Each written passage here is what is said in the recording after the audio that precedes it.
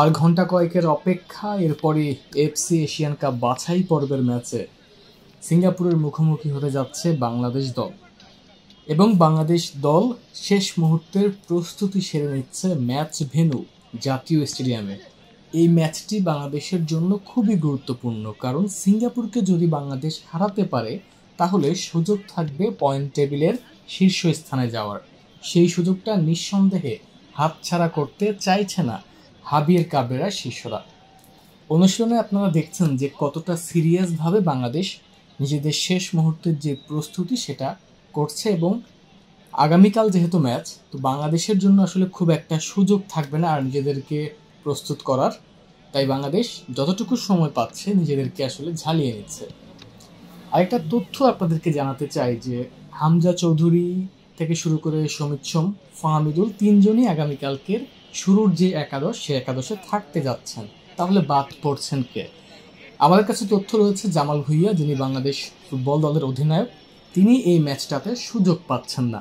ঠিক তার পরিবর্তে সমিত সোম, তার অভিষেক হতে যাচ্ছে এবং সেই ম্যাচটাতে আসলে তিনি খেলতে যাবেন। এখন আরেকটা তথ্য হলো জামাল ভুঁইয়া প্রেস কনফারেন্সে যেটা বলেছেন, আসলে আজকে যে প্রেস কনফারেন্স হয়েছে, যে তিনি 10 মিনিটের জন্য হলেও খেলতে চান, খেলার আকুতি তিনি জানিয়েছেন। অর্থাৎ জামাল ভুঁইয়া আসলে এই ম্যাচটা মিস করতে চাইছেন না। এখন দেখার বিষয় যে হাবিয়ের কাবরেরা শেষ পর্যন্ত কী সিদ্ধান্ত নেয়, কারণ 23 জনের যে স্কোয়াড আর সেটা এখনও পর্যন্ত আসলে আমাদের হাতে আসেনি। আর 26 জন স্কোয়াডে রয়েছে, সেখান থেকে 23 জনকে নিয়েই চূড়ান্ত স্কোয়াডটা আসলে ঘোষণা করা হবে।